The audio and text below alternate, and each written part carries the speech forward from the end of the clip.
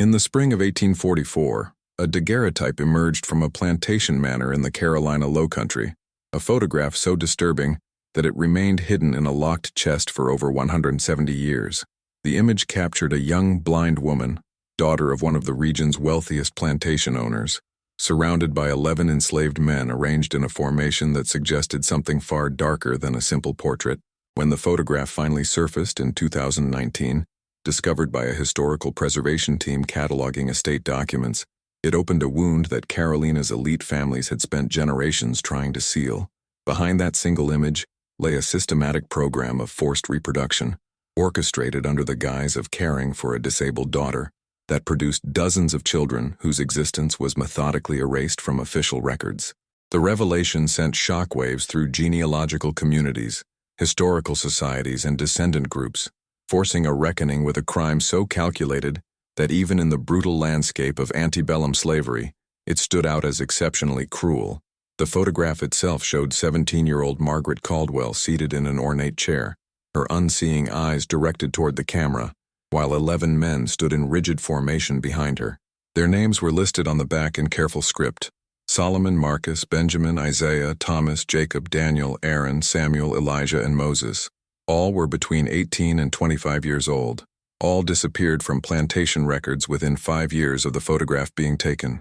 What happened to them, and to the children born from the program Margaret's father implemented, became one of the most extensively documented yet deliberately suppressed scandals in Carolina history, a secret preserved through intimidation, document destruction, and the complicity of an entire social class that viewed enslaved people as expendable tools in their dynastic ambitions. Before we continue, subscribe and hit the notification bell. Here we unearth secrets buried by official history and give voice to what was silenced. The truth began to emerge on a humid July afternoon in 2019, when restoration specialist Dr. Amanda Chen opened a locked iron chest in the attic of the former Caldwell estate, now a historical site outside Charleston. The chest had survived 3 fires, 2 hurricanes, and generations of family members who knew better than to ask what it contained. Inside, beneath layers of deteriorating silk and pressed flowers, lay 17 daguerreotypes, dozens of letters written in cipher, and a leather-bound ledger with pages that had been partially burned, then carefully preserved. The photograph that would change everything showed a scene of such staged formality that it initially confused the preservation team. A young woman in an elaborate white dress sat centered in the frame, her posture rigid, her eyes slightly unfocused in the way that suggested blindness. Behind her stood 11 men in identical plain cotton shirts, their faces showing expressions that ranged from resigned to haunted.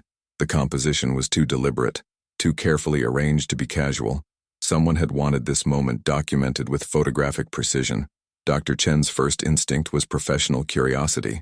Daguerreotypes from 1844 were rare, especially those featuring enslaved individuals. But as she examined the reverse side of the copper plate, she found an inscription that made her hands tremble. Margaret and her chosen 11. May God forgive what necessity demands. R.C. April 1844. The initials matched Robert Caldwell, one of Carolina's most prominent plantation owners, a man whose public persona was that of a refined gentleman farmer and devoted father to his disabled daughter. Historical records portrayed him as unusually compassionate by the standards of his time, someone who had publicly opposed the more brutal aspects of slavery while maintaining a profitable operation of over 300 enslaved workers. The photograph suggested something far different, a man who had orchestrated something so calculated that he felt compelled to document it, perhaps as proof, perhaps as a twisted form of record-keeping. Within the same chest, Dr. Chen found a series of letters between Robert Caldwell and Dr. Josiah Pemberton, a Charleston physician known for his theories about heredity and selective breeding. The correspondence, written in a simple substitution cipher that took weeks to decode, revealed a plan that combined pseudoscience with absolute moral depravity. Caldwell had become convinced that his daughter's blindness could be corrected in future generations through what he termed strategic propagation with carefully selected men of superior physical constitution. The letters detailed how Caldwell had chosen 11 enslaved men based on their health records, physical strength, and family histories free from disability. He had constructed a separate building on the plantation grounds, what he called in his correspondence the breeding cottage, and implemented a systematic program where Margaret would be sequentially paired with each man until pregnancy was achieved.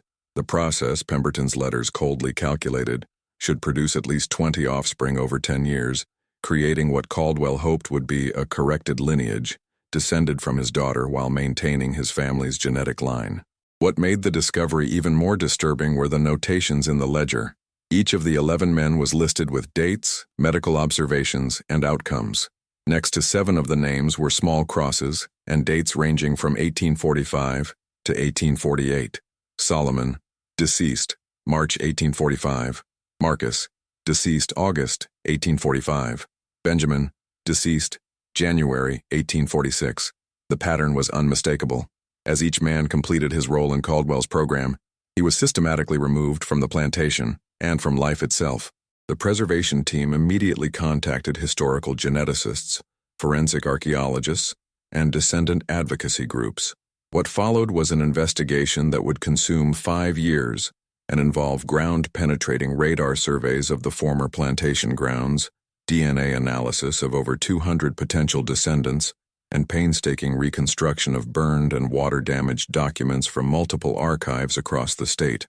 In September 2020, a team from the University of South Carolina located what they had been searching for, a mass burial site approximately 400 yards from the main house, in an area that had been abandoned and overgrown for nearly 2 centuries. The remains of 8 adult males were recovered, all showing signs of violent death, gunshot wounds to the back of the skull, consistent with execution-style killings. Forensic analysis dated the deaths to between 1845 and 1848, perfectly matching the ledger entries. But the men's fate was only part of the story. The real question that haunted investigators was what happened to the children born from Caldwell's program. Birth records for the plantation showed nothing.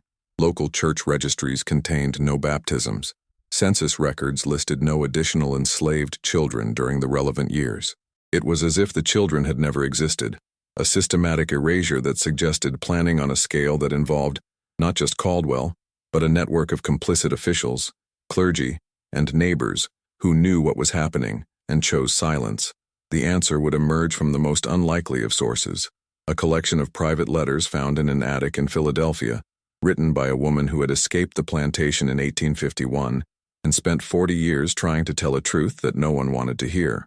To understand how such a crime could be conceived and executed, one must first understand the world Robert Caldwell inhabited, a society where enslaved people were categorized as property in legal documents, where selective breeding programs were openly discussed in agricultural journals, and where a man's reputation could survive almost any cruelty as long as he maintained the proper social graces. Robert Caldwell was born in 1798 to one of Carolina's founding families, inheriting Ashmore Plantation in 1825, along with 287 enslaved workers, 3,000 acres of productive rice fields, and a social position that placed him among the state's elite. He married Caroline Ashworth in 1826, a union that combined 2 powerful dynasties and produced 3 children, William in 1827, Margaret in 1828, and Elizabeth in 1830. The family's fortune was built on rice cultivation, an enterprise that made Carolina's low-country aristocracy among the wealthiest people in the Americas. The work was brutal, standing in flooded fields under the scorching sun, exposed to malaria-carrying mosquitoes, performing back-breaking labor that killed approximately 1 in 4 enslaved workers before the age of 30. Caldwell's wealth was measured in human suffering, though his correspondence with fellow planters always emphasized his progressive approach to management, his provision of adequate cabins, and his policy against excessive physical punishment. When Margaret was born in 1828, family letters described her as a beautiful child, though afflicted from birth with sightlessness. The condition devastated her mother, who saw it as divine punishment, though for what sin she never specified. As Margaret grew, she became increasingly isolated. Formal education for blind children barely existed, especially for girls in the rural South. She learned to navigate the manor house by touch and sound, could play piano with remarkable skill, and was by all accounts intelligent and perceptive despite her disability. But in her father's mind, Margaret's blindness represented something more troubling, the potential end of his genetic legacy. His son William had shown early signs of mental instability, and would eventually be institutionalized after a violent incident in 1843. His younger daughter Elizabeth had died of yellow fever in 1839. By 1842, Robert Caldwell faced the prospect that his family line would die with him unless Margaret could produce heirs. But what respectable family would allow their son to marry a blind woman, no matter how wealthy her father? It was during this period that Caldwell began corresponding with Dr. Josiah Pemberton, whose theories about heredity were gaining currency among Southern planters interested in improving their enslaved workforce through selective breeding. Pemberton argued that physical traits could be enhanced or diminished across generations through careful pairing, and that disabilities might be bred out if the affected individual reproduced with multiple partners of superior physical constitution. The idea that emerged from their correspondence was monstrous in its logic. If Margaret could not marry within her social class, she could still produce heirs through forced coupling with enslaved men selected for their physical perfection. The children would be Caldwell's grandchildren by blood, could be raised within the plantation system, and in subsequent generations might be light-skinned enough to pass into white society with carefully constructed false genealogies. Several prominent Southern families had already implemented variations of this plan, though always in absolute secrecy. Caldwell began his selection process in late 1843. He examined health records maintained by the plantation physician, interviewed overseers about which enslaved men showed exceptional strength and endurance, and consulted family histories to identify those with no record of disability or chronic illness in their lineage. The 11 men he chose were all between 18 and 25, were noted for their physical capabilities, and critically, had no wives or children among the enslaved community, a factor Caldwell considered important to minimize complications. The construction of what Caldwell called the cottage began in January 1844. Located on the plantation's northeast corner, surrounded by dense pine forest and accessible only by a single narrow path, the two-room structure was ostensibly built as a recuperation facility for Margaret, whose health her father claimed required isolation and special care. The building's true purpose was far darker. One room served as Margaret's quarters, furnished with fine furniture inappropriate for a medical facility. The other contained simple pallets and restraints. The program began in April 1844, shortly after the daguerreotype was taken. Plantation records showed that the 11 chosen men were systematically removed from their regular work assignments, one at a time, over a period that stretched into 1845. What happened during those isolated periods was documented only in Caldwell's coded letters to Pemberton, which described the process in clinical terms that dehumanized both Margaret and the enslaved men forced into the program. But there was one witness whose testimony would eventually reach beyond the plantation's walls, though not for decades. A young enslaved woman named Ruth worked as Margaret's personal attendant, bringing meals to the cottage and providing basic care. What Ruth witnessed during those months would haunt her for the rest of her life. She would later tell her story to abolitionists in Philadelphia after escaping in 1851, but her account was considered too inflammatory to publish, too disturbing even for audiences already aware of slavery's horrors. Her handwritten testimony, preserved in the archives of the Pennsylvania Anti-Slavery Society, would not be discovered until 2021, and when it was finally read, it confirmed the darkest suspicions about what had occurred in that isolated cottage. The names inscribed on the back of the daguerreotype represented more than Caldwell's victims. They were men with lives, families, and identities that the plantation system tried to erase. Through painstaking research combining plantation records, oral histories, and archaeological evidence, historians have begun to recover fragments of who these men were before they became subjects in Caldwell's experiment. Solomon was 24 years old in 1844, listed in plantation records as a skilled blacksmith who had been purchased from a Virginia estate in 1840. His previous owner's correspondence described him as exceptionally intelligent but requiring firm management, code words suggesting someone who resisted his enslavement. Solomon had attempted escape once in Virginia, had been recaptured and brutally punished, and bore scars from that punishment visible in the daguerreotype if one looks closely enough at his exposed forearms.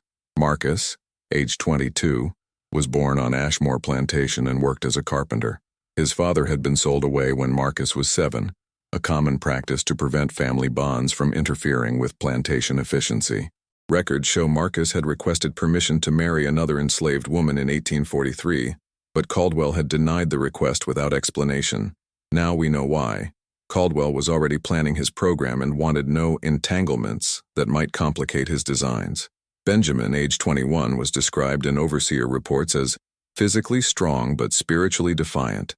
He had been disciplined multiple times for teaching other enslaved people to read, a practice forbidden under Carolina law. His literacy may explain why, among the 11, Benjamin was the only one whose story survived in his own words. A journal hidden in a wall cavity that was discovered during the 2020 excavations. Isaiah and Thomas were brothers, ages 23 and 20, purchased together from a Georgia plantation in 1842. Keeping families together was rare in the slave trade, and their purchase suggests Caldwell specifically wanted men without local ties, who could disappear without arousing too much attention within the enslaved community. Both men had worked in the rice fields, doing the most grueling labor the plantation demanded. Jacob, Daniel, and Aaron were all around 20 years old, born on neighboring plantations and acquired by Caldwell through trades with other owners. Estate papers show these transactions occurred in late 1843, further evidence of Caldwell's methodical preparation. These three men left almost no historical trace beyond their names in Caldwell's ledger, a testament to how thoroughly the system could erase human beings from the historical record. Samuel was 25, the eldest of the chosen 11, and had been Ashmore Plantation's head stable hand. He appears in multiple estate documents because of his skill with horses, a valuable commodity that made him worth detailed record-keeping.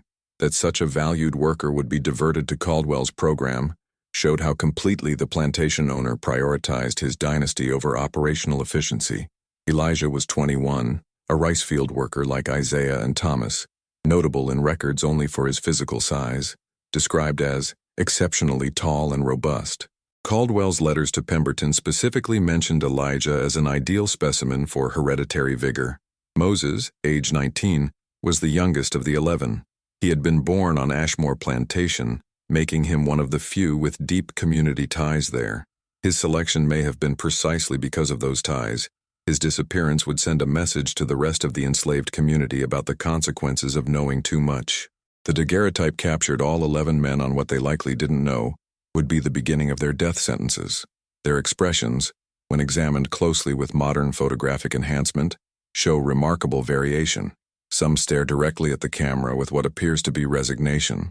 Others have their eyes slightly downcast, avoiding the lens. Two have expressions that could be interpreted as defiance, a dangerous emotion to show even in a photograph. What we know of what followed comes from multiple sources, each fragmentary but together creating a devastating picture. Ruth's testimony, discovered in 2021, described how each man was brought to the cottage in sequence, kept there for periods ranging from days to weeks, then returned to the general population before the next was summoned. She reported hearing Margaret's distress through the cottage walls, sounds that made it clear nothing consensual was occurring. She witnessed men emerging from the cottage with haunted expressions, and noticed how they were immediately isolated from other enslaved workers afterward.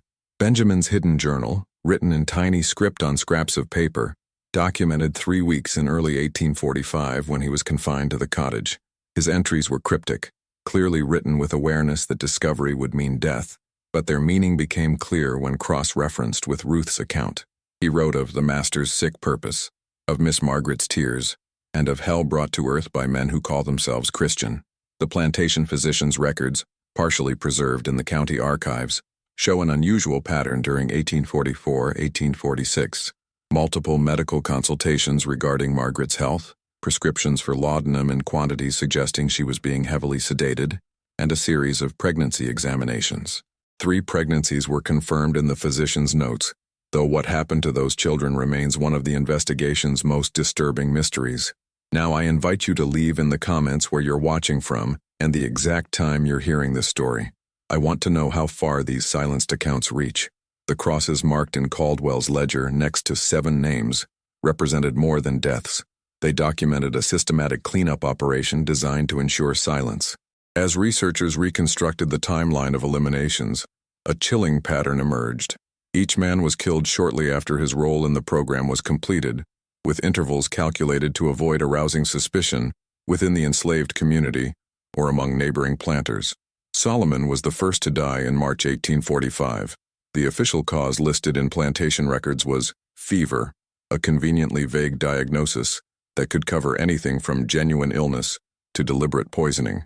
His burial was noted in a plantation ledger but without location specified, standard practice for enslaved people, whose final resting places were rarely marked or recorded. The mass grave discovered in 2020 suggested that fever was a bullet to the back of the head, delivered execution style in a remote corner of the plantation grounds. Marcus followed in August 1845. This time the records claimed accidental drowning during rice field work, but Marcus was a carpenter who rarely worked the flooded fields, and no other documentation of the incident exists. No witness statements, no overseer reports, nothing beyond a single ledger entry marking his death. The forensic evidence from the mass grave showed gunshot trauma consistent with Solomon's remains, suggesting drowning was another fabricated cover story. Benjamin's death in January 1846 was recorded as occurring during attempted escape. This was more plausible. Benjamin had literacy, intelligence, and motive to flee, but his journal entries, which ended abruptly in December 1845, showed no indication of escape planning. Instead, his final entry read, "They watch us now, those of us who remain. We know what comes next." Solomon spoke truth before he disappeared. None of us will see another spring. The pattern continued through 1846 and into 1847. Isaiah, fever; Thomas, work accident; Jacob, snake bite. Each death separated by enough time to seem coincidental, each accompanied by plausible-sounding causes, each resulting in burial in an unrecorded location. The overseer reports from this period, preserved in the plantation archives, show a striking pattern of silence, no investigations, no inquiries, not even the routine paperwork that typically followed when valuable property was lost. Only 4 of the 11 survived beyond 1848, and their survival appears to have been calculated rather than merciful. Daniel, Aaron, and Samuel were among Caldwell's most skilled workers, a blacksmith, a master carpenter, and a stable master. Killing them would have required explanation and replacement. Instead, they lived but under conditions of intensified surveillance and control. Overseer logs show they were confined to the plantation grounds, forbidden from interacting with field workers, and housed in isolated quarters away from the general enslaved population. Moses, the youngest, presents the most puzzling case. He survived until at least 1852, disappearing from records in a way that suggests possible escape rather than execution. An 1853 reward notice posted by Caldwell offered $100 for Moses's capture, a substantial sum suggesting either that Caldwell genuinely didn't know his whereabouts or was maintaining the pretense of trying to recover escaped property to avoid suspicion about the other disappearances. Ruth's testimony provided crucial details about the elimination process that official records deliberately obscured.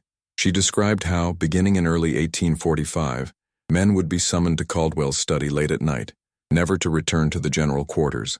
She witnessed overseers arriving at the cottage with wagons under cover of darkness, departing with bundles wrapped in canvas. She heard Margaret's screaming intensify in the weeks following each disappearance, her distress only controlled through increasing doses of laudanum. Most revealing were Ruth's descriptions of Caldwell's demeanor during this period. Far from showing guilt or distress over the eliminations, he displayed what she called terrible calm, discussing the deaths over breakfast as one might discuss crop yields or weather patterns. When his wife Caroline questioned why so many of their most valuable workers were dying, he responded that regrettable losses were sometimes necessary for the greater preservation of the family line. The discovery of the mass grave in 2020 confirmed what the documentary evidence suggested. 8 bodies were recovered, all male, all showing execution-style gunshot wounds. Forensic analysis dated the remains to the 1845-1848 period. DNA extraction from teeth and bone allowed for comparison with descendants of enslaved families from Ashmore Plantation, and preliminary results suggested at least 4 of the bodies could be matched to known lineages associated with the 11 men. But the forensic team made another discovery that added a new dimension to the horror. 2 of the bodies showed evidence of having been buried alive. Soil was found in the sinus cavities and lungs, indicating the men were breathing when earth was shoveled onto them. Whether this was deliberate torture or the result of botched executions remains unclear, but it added another layer to the cruelty that characterized Caldwell's systematic elimination of witnesses to his crimes. The 4 survivors who lived beyond 1848, Daniel, Aaron, Samuel, and possibly Moses, carried the burden of knowing what had happened to their companions. Their silence was enforced through terror, but also through the complete absence of anyone who would believe their testimony or had the power to act on it. In the antebellum South, the word of an enslaved person had no legal standing against a white owner, and any accusation would have resulted in immediate and brutal punishment. The physician's records confirmed 3 pregnancies during the program's active period, one in late 1844, another in mid-1845, and a third in early 1846. Each pregnancy is documented with clinical precision in Dr. Pemberton's notes, including examinations, maternal health assessments, and expected delivery dates. Yet from that point forward, the historical record falls into inexplicable silence. No birth registrations exist. No baptismal records appear in church archives. No mention of infants occurs in plantation inventories, overseer reports, or family correspondence. The children had been erased with the same systematic thoroughness as their fathers. The investigation into what happened to Margaret's children consumed hundreds of hours of archival research across multiple states, eventually revealing a network of complicity that extended far beyond Ashmore Plantation. The key breakthrough came from an unexpected source. A private letter written in 1867 by former overseer Jacob Thornton, discovered in a Texas estate sale by a manuscript dealer who recognized its historical significance. Thornton's letter, written to a Confederate veteran seeking work recommendations, included a revealing passage. I served the Caldwells for 15 years and proved my discretion regarding family matters that required silence. You may inquire about my character, but certain arrangements I managed will never appear in any official record, as Mr. Caldwell insisted. The 3 placements I coordinated demonstrated my absolute reliability in sensitive situations. The phrase 3 placements immediately caught researchers' attention. Cross-referencing dates with pregnancy records suggested Thornton was referring to Margaret's children. But placement where, and with whom? The answer emerged from the most meticulous examination of bills of sale and transport records from Charleston's slave markets during 1845, 1847. 5 suspicious transactions stood out. Infants sold without mothers, ages listed as newborn or weeks, buyers whose names appeared nowhere else in historical records, and whose addresses corresponded to boarding houses and temporary lodgings rather than permanent residences. These were clearly false identities used by intermediaries. Tracing these transactions required following paper trails through 3 states. In each case, the trail led to wealthy planters in distant locations, Alabama, Mississippi, Louisiana, who suddenly acquired infant slaves during the relevant period. In 2 cases, genealogical research found descendants who carried genetic markers consistent with European and West African ancestry, suggesting the children were indeed mixed-race offspring of the program. But the most disturbing discovery came from cemetery records in rural Mississippi. In 1846, a plantation owned by the Whitfield family buried an infant identified only as property of a state. The burial plot was located in an area reserved for enslaved people, but unusually, a small marble marker had been erected, rare for infant slaves.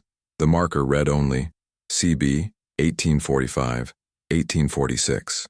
When researchers examined Whitfield family correspondence from 1845, they found a letter from Robert Caldwell recommending the Whitfields acquire a young worker with promising bloodlines.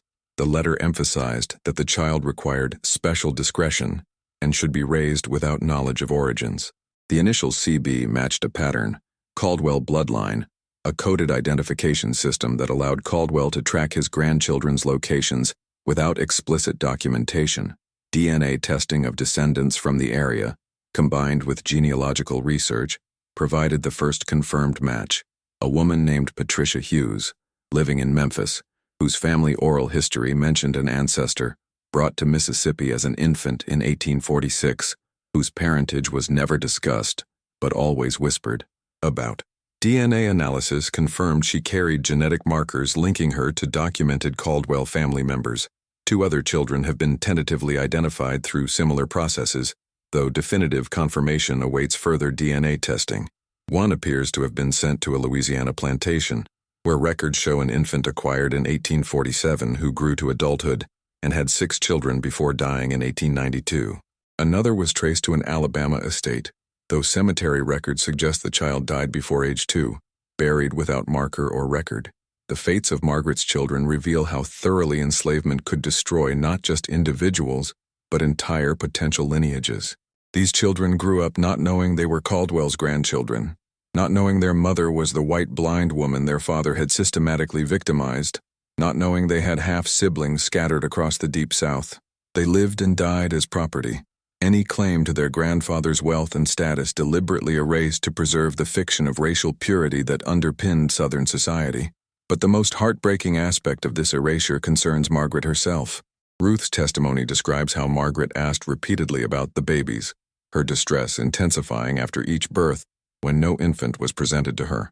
Heavily sedated throughout her pregnancies and immediately after delivery, she was told various fabricated stories. The children had died at birth, were being cared for by wet nurses, needed to be sent away for medical treatment. By 1847, according to Ruth, Margaret had stopped asking, retreating into a silence broken only by occasional episodes of hysterical grief. Plantation records show Margaret's laudanum prescription increased steadily during this period, suggesting she was kept in a near-constant state of sedation. By 1848, she was described in family letters as being in decline, spending most of her time in her room, eating little, speaking rarely. The vibrant young woman who had played piano with such skill was gradually being erased by drugs and trauma, transformed into a ghost haunting her father's house. The revelation that Margaret's children were sold away like livestock, their existence denied and their identities scattered, adds another dimension to Caldwell's crimes. He had not only orchestrated a forced breeding program and systematic murder, but had erased his own grandchildren from history, valuing his racial purity fantasy over their humanity, or his daughter's maternal bonds. For Caldwell's crimes to remain hidden for over 170 years required more than one man's secrecy. It demanded the active complicity of an entire social network built on protecting the privileges of the planter class at any cost. As researchers reconstructed the web of people who knew about the program and chose silence, they uncovered a conspiracy that stretched from local overseers to state officials, from family physicians to church clergy, all bound by loyalty to a system that valued order over justice. Dr. Josiah Pemberton's role extended beyond mere consultation. Correspondence found in Charleston medical archives revealed he visited Ashmore Plantation at least 12 times during 1844, 1846, far more frequently than standard practice for a society physician. His private journal, discovered in 2022 in a descendant's attic, contained clinical observations about the program that demonstrated his full awareness of its forced nature. Yet Pemberton never reported his concerns to authorities, never documented his objections in any official capacity, never attempted to intervene on Margaret's or the enslaved men's behalf. When Pemberton died in 1851, his obituary in the Charleston Courier praised him as a gentleman of science whose discretion in matters of family delicacy made him trusted advisor to our finest families. The word discretion appeared 3 times in the brief notice, a coded acknowledgement of his willingness to facilitate crimes while maintaining silence. Overseer Jacob Thornton's involvement was more direct. His 1867 letter mentioned arrangements, but a cache of his personal papers discovered in Texas in 2023 revealed chilling details. Thornton kept a private journal documenting executions with bureaucratic precision. Dates, methods, burial locations, weather conditions. 7 entries corresponded exactly to the deaths of the 11 men, confirming that fever and accidents were euphemisms for planned killings. Most disturbing was Thornton's complete lack of moral conflict. His journal entries treated the executions as routine administrative tasks, comparable to culling livestock or disposing of broken equipment. The final entry, dated March 1848, noted, "Program concluded, final cleanups completed. Mr. Caldwell satisfied with discretion maintained throughout." The role of local clergy reveals perhaps the deepest betrayal. Reverend Thomas Whitmore served as Ashmore Plantation's chaplain during the relevant period, conducting Sunday services for enslaved workers and counseling the Caldwell family. His sermons, some preserved in church archives, frequently emphasized themes of obedience, suffering as Christian duty, and divine order in social hierarchies. But Ruth's testimony included devastating details about Whitmore's actual knowledge. She described how he visited the cottage multiple times during the program's operation, claiming to provide spiritual comfort to Margaret. Ruth overheard conversations where Whitmore assured Caldwell that his actions, while regrettable, were understandable given family obligations, and that providence sometimes demands difficult choices. When confronted by an enslaved woman who worked in the house about the men's disappearances, Whitmore reportedly said, The Lord's ways are mysterious, and questioning them is the devil's work. Submit to the order God has established. He never investigated the deaths, never raised concerns with church authorities, never used his position to challenge what was happening. His complicity was dressed in religious language, making it perhaps the most morally corrupting of all. The legal system's failures were equally damning. County Sheriff Benjamin Hardwick visited Ashmore Plantation regularly, as he did all major estates in his jurisdiction. Overseer reports show he was present during the period when executions were occurring. Yet no investigations were launched, no inquests held, no official questions raised about the suspicious deaths of valuable property that any planter would normally protest losing. Hardwick's correspondence with other law enforcement officials preserved in state archives reveals why. An 1846 letter discussing plantation management stated, "The wise officer understands that certain matters of property management fall outside our proper jurisdiction, particularly when concerning respectable families who maintain good order. Interference in such cases serves no purpose but to create unnecessary controversy." This philosophy, that planter families were essentially above the law regarding how they managed their human property, created a protective barrier around men like Caldwell. The system wasn't failing to detect his crimes.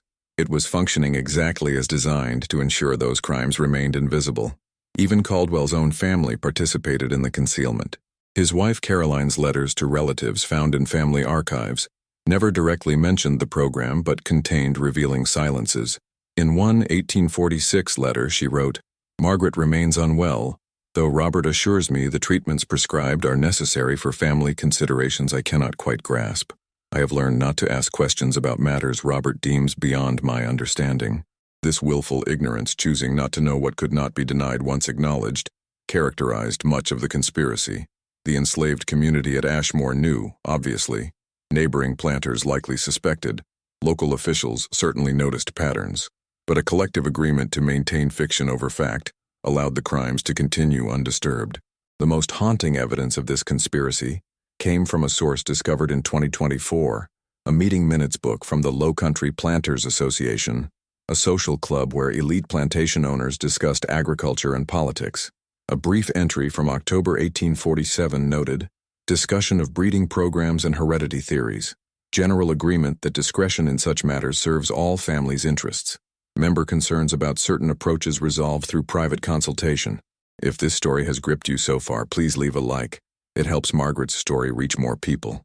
By 1848, the vibrant young woman captured in early family portraits had been transformed into someone nearly unrecognizable. Letters from visitors to Ashmore Plantation described Margaret as a phantom presence, tragically diminished, and lost to a darkness no medicine can cure. The systematic trauma inflicted through her father's program, combined with the chemical dependency on laudanum used to control her distress, had created a living death more cruel than any physical violence. Ruth's testimony about Margaret's daily existence during this period painted a devastating picture. Margaret spent most days in her room, sometimes sitting at her piano but rarely playing, more often remaining in bed with curtains drawn. She spoke little, and when she did, her words often confused past and present, reality and narcotic-induced hallucination. She would ask about babies that no one would confirm existed, about men whose names the household staff was forbidden to mention, about events everyone pretended had never occurred. The laudanum dosage prescribed by Dr. Pemberton had increased from a standard therapeutic amount to levels that would today be recognized as dangerous dependency. Prescription records show that by 1847, Margaret was receiving enough opium daily to keep her in a near constant state of sedation. This wasn't pain management. It was chemical imprisonment, a method of silencing her distress that avoided the scandal that would have erupted if she had been institutionalized like her brother William. Visitors to the plantation were told Margaret was suffering from constitutional weakness and nervous decline, vague 19th century diagnoses that could mean anything while implying nothing specific. Caroline Caldwell maintained the fiction that her daughter's condition was natural deterioration rather than induced destruction. The elaborate lies required constant maintenance, with household staff instructed to memorize specific stories about Margaret's health and enforce strict rules about which rooms visitors could access. But some truths couldn't be completely suppressed. One particularly revealing incident occurred in September 1848, documented in a letter from Elizabeth Middleton, a cousin visiting from Charleston. Middleton wrote, I encountered poor Margaret in the hallway, clearly distressed and confused. She seized my hands and begged me to help her find her children and tell her what happened to the men who visited. Before I could respond, servants appeared and guided her back to her room. Robert later explained she sometimes has delusions brought on by her condition, but the desperation in her voice haunts me still. The household's response to such incidents followed a calculated pattern. Staff would physically remove Margaret, increase her laudanum dose, and ensure she remained confined until the visitor departed. Then Robert Caldwell would provide explanations emphasizing Margaret's mental instability, implicitly warning against taking her words seriously. Any family member who pressed for details was reminded that discussing Margaret's delusions would only spread harmful gossip that could damage her already limited marriage prospects. During this period, Margaret made several attempts to resist her imprisonment. Ruth described finding her trying to navigate out of her room at night, searching for the cottage where the program had occurred, calling out names of the men who had been brought there. Each attempt resulted in increased supervision and higher doses of medication. By 1849, according to household accounts, Margaret required assistance with basic activities and rarely left her bedroom. The piano, once her passion and primary means of self-expression, fell silent. Family letters noted this as particularly tragic, with Caroline writing in March 1849, Margaret has not touched the piano in months. When I suggested she play, she became quite agitated and refused. I fear we have lost not only her health but her spirit. But there were moments of clarity that broke through the pharmaceutical fog. The most significant occurred in early 1850, documented in a letter from a visiting physician, Dr. Harrison, called in for consultation when Pemberton was unavailable. Dr. Harrison wrote to a colleague, I examined Miss Caldwell and found her physical health adequate, but her mental state deeply concerning. When alone with me, she spoke lucidly about experiencing forced violation and stolen children. Her father dismissed these claims as narcotic-induced fantasy, but her specific details and evident trauma suggest otherwise. I was not invited back. Dr. Harrison's letter, discovered in 2023 in a Georgia medical archive, represented one of the few times a medical professional questioned the official narrative. But like so many potential witnesses, he chose not to pursue the matter further.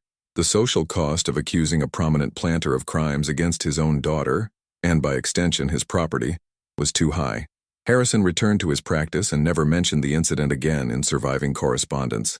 By 1851, Margaret's condition had deteriorated to the point where even maintaining the fiction of nervous decline became difficult. Visitors were told she was too ill to receive guests. Church attendance, once monthly, ceased entirely. For all practical purposes, Margaret had been erased from public life, kept alive but imprisoned, denied agency over her own body and mind, her story rewritten to protect her father's reputation. Ruth, who escaped Ashmore Plantation that same year, carried with her the knowledge of what had been done to Margaret. Her testimony to abolitionists in Philadelphia included this haunting assessment. Miss Margaret died years before her body stopped breathing. They killed her in pieces, taking away everything that made her who she was, her children, her mind, her hope. What remained was just a ghost haunting the rooms where she used to live. In the autumn of 1851, Ruth made a decision that would eventually allow Margaret's story to reach beyond the plantation's walls.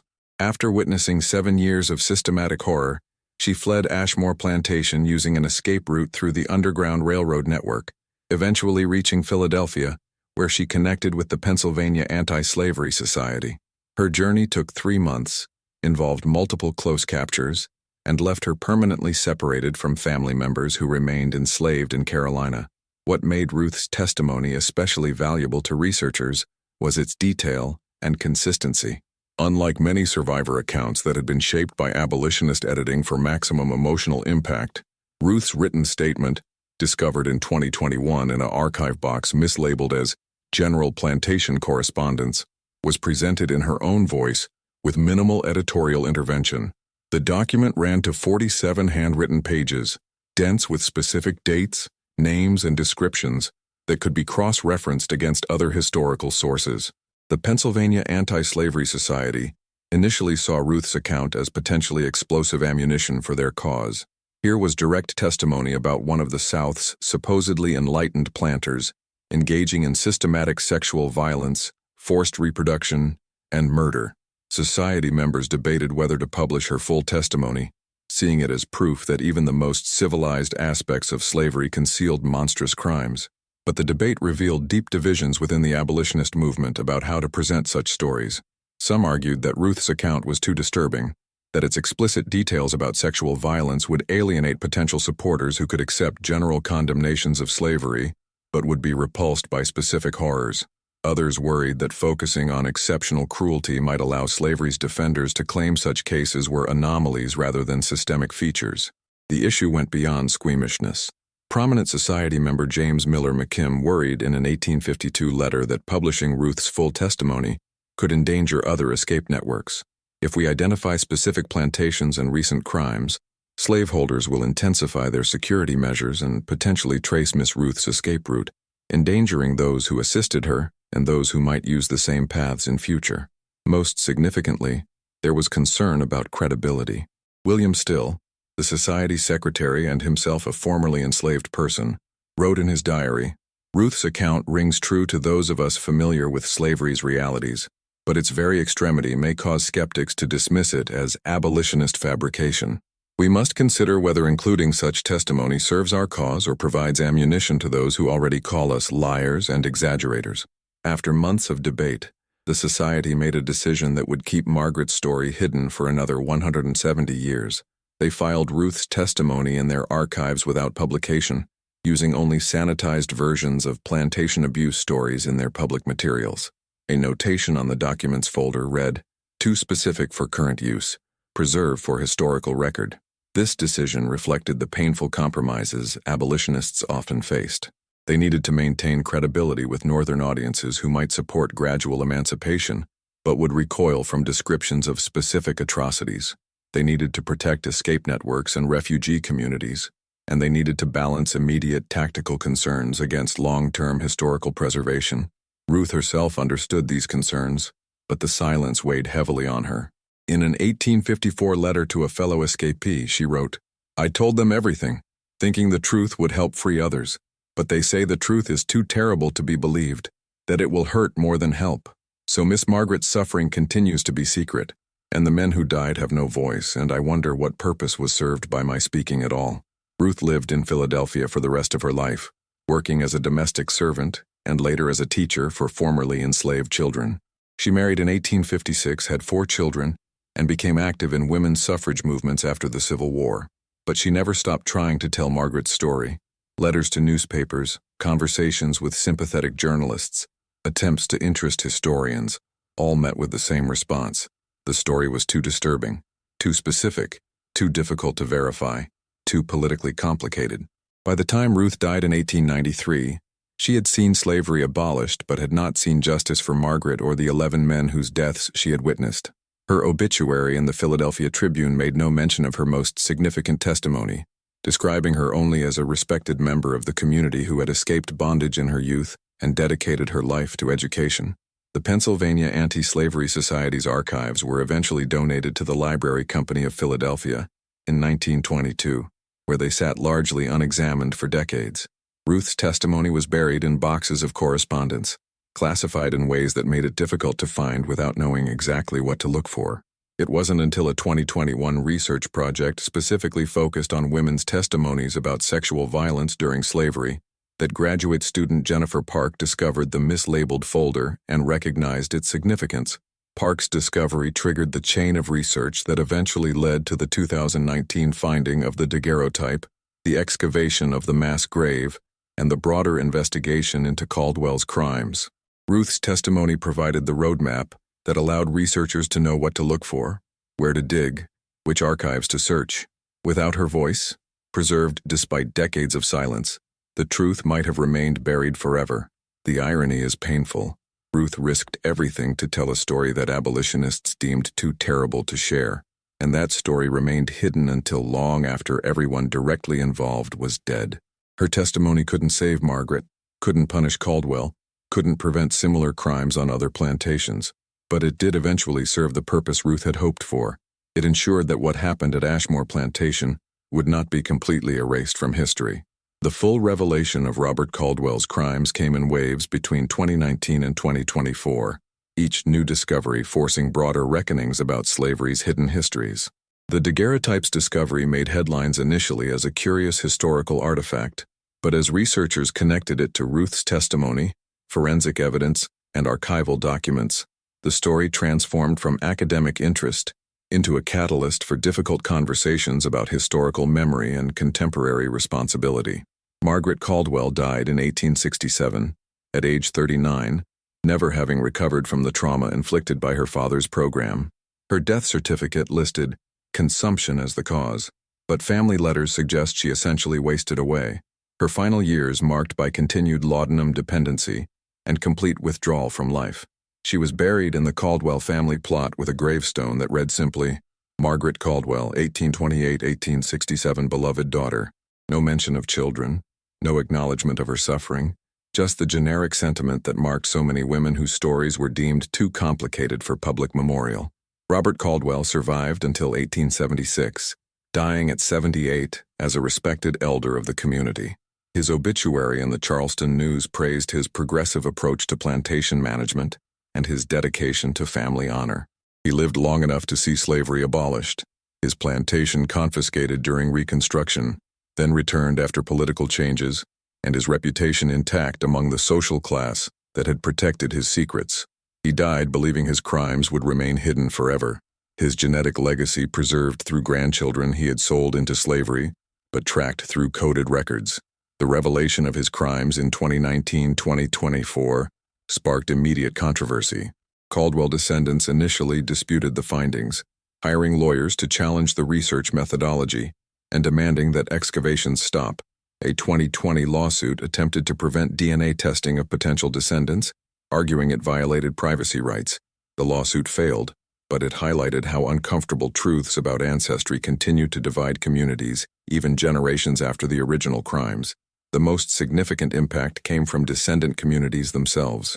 Patricia Hughes, the Memphis woman whose DNA confirmed her connection to Margaret's children, became a spokesperson for others seeking truth about their origins. She founded the Stolen Lineages Project in 2021, working to identify other children born from forced breeding programs and help descendants understand their complex heritage. Hughes described her journey in a 2023 interview. Learning that my great-great-great-grandmother was sold away as an infant, that she was Robert Caldwell's grandchild, but grew up enslaved while her white family lived in luxury, it explained so many family stories that never quite made sense. The whispered comments about complicated ancestry and things we don't discuss. Now I know why. But knowing doesn't make it easier. It just makes the injustice more precise. The DNA testing project expanded to include over 400 potential descendants across 7 states. Results confirmed at least 12 individuals with direct genetic links to the Caldwell family through Margaret's children. Most learned about their connection only through the research project, having grown up with no knowledge of their white ancestry or the circumstances of their ancestors' births. The former Ashmore Plantation site, which had been converted to a historical park in 1998, underwent complete reinterpretation. The original exhibits had focused on antebellum architecture and agricultural practices, presenting slavery in sanitized terms that emphasized economics over human cost. Beginning in 2022, new exhibits were installed that centered the experiences of enslaved people, including a dedicated memorial to the 11 men and Margaret's stolen children. The memorial, dedicated in October 2024, lists the names of all 11 men alongside Margaret's name, with an inscription that reads, "Here we remember Solomon, Marcus, Benjamin, Isaiah, Thomas, Jacob, Daniel, Aaron, Samuel, Elijah, and Moses, murdered to silence what they witnessed. Here we remember Margaret Caldwell, victim of her father's crime, denied motherhood and agency. Here we remember the children born of violence and sold into slavery, their names lost, their humanity never forgotten." The mass gravesite was consecrated in a ceremony attended by over 200 descendants, historians, and community members. DNA samples from the remains were respectfully collected for research. Then the site was sealed and marked with individual memorials. Religious leaders from multiple faiths conducted services acknowledging the violence, honoring the dead, and calling for continued truth-telling about slavery's hidden crimes. Educational institutions responded with curriculum changes. The University of South Carolina developed a digital archive, making all research findings publicly accessible, including transcripts of Ruth's testimony, images of historical documents, and oral histories from descendants. High schools across the state began incorporating the Ashmore Plantation case into lessons about slavery, using it to demonstrate how historical narratives can suppress uncomfortable truths for generations. But the revelations also sparked defensive reactions. Some historians argued that focusing on extreme cases like Caldwell's risked presenting slavery as a series of individual moral failures rather than a systematic economic and social structure. Others warned against sensationalizing slavery's horrors in ways that might desensitize audiences or serve as exploitation rather than education. These debates continued through academic conferences, museum board meetings, and public forums. The tension between honoring victims through truth-telling and avoiding exploitation of their suffering remained unresolved, with different communities and institutions reaching different conclusions about how to present such stories. For descendants of the 11 men, the revelations brought mixed emotions. Many expressed relief that their ancestors' names were finally known and honored, that the circumstances of their deaths were acknowledged rather than buried in euphemisms about fever and accidents. Others struggled with the knowledge that their ancestors had been forced into sexual violence and then executed to maintain silence. James Solomon Washington, a confirmed descendant of Solomon, spoke at the 2024 memorial dedication. "My ancestor's name was stolen from our family. We knew someone named Solomon existed in our lineage, but not who he was or what happened to him. Now we know. Now we can say his name with full knowledge of his courage, his suffering, and the injustice of his murder. That knowledge is painful, but it's also powerful. It connects us to a truth that was deliberately hidden, and in reclaiming it, we resist the erasure that slavery depended on." The Caldwell family's contemporary members faced difficult choices about how to respond to their ancestors' crimes. Some issued public apologies and donated money to descendant organizations and historical preservation projects. Others maintained silence or disputed aspects of the findings. A few became actively involved in reconciliation efforts, working alongside descendant communities to ensure accurate historical interpretation and appropriate memorialization. Robert Caldwell's grave in the family cemetery became a site of controversy. Some argued it should be removed or its inscription changed to acknowledge his crimes. Others insisted that altering historical grave sites set dangerous precedents. The compromise reached in 2023 installed an additional marker nearby explaining the historical context and directing visitors to the memorial for his victims. The broader impact extended beyond the specific case. Historians began re-examining other respectable plantation families with similar patterns of suspicious deaths, unexplained infant acquisitions, and deliberately obscured genealogies. The Ashmore Plantation revelations demonstrated that methodical archival research combined with forensic science could uncover crimes that their perpetrators believed would remain hidden forever. Ruth's role in eventually enabling this truth to emerge received particular recognition. A scholarship fund was established in her name at the University of Pennsylvania for students researching previously suppressed histories of slavery. Her grave in Philadelphia's Eden Cemetery was restored and marked with an additional inscription, "Ruth Washington, 1822-1893. She witnessed, she escaped, she testified. Her words, preserved through decades of silence, finally brought truth to light." Subscribe to this channel to discover more forbidden and forgotten stories. Thank you for following the case of Ashmore Plantation and Margaret Caldwell. See you in the next video.